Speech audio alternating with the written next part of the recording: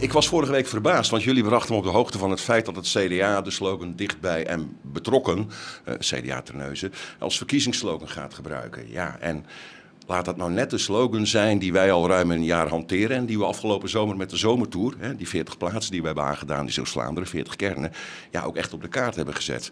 Dat is een beetje jammer.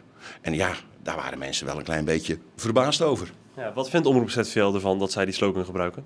Ja, Omroep ZVL vindt dat jammer, want kijk, wij zijn een publieke omroep, publieke streekomroep en ja, wij zijn niet politiek gekleurd.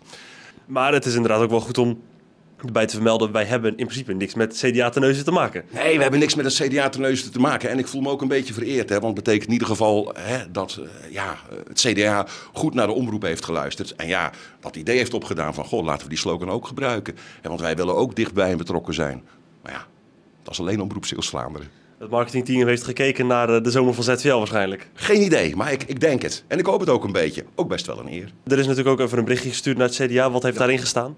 Nou, het berichtje was wel met een knipoog. Kijk, juridisch kunnen we niks. We hebben de slogan niet vastgelegd. Dus heel eenvoudig. We vinden het wel jammer. En ik hoop dat als het CDA die slogan heel vaak gaat gebruiken, toch af en toe zegt, met dank aan Omroep ZVL.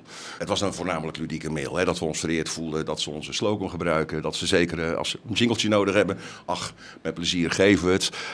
Ik denk maar zo, beter goed gejat dan heel slecht verzonnen. En laten we het daar dan maar gewoon bij houden. Het is onze slogan.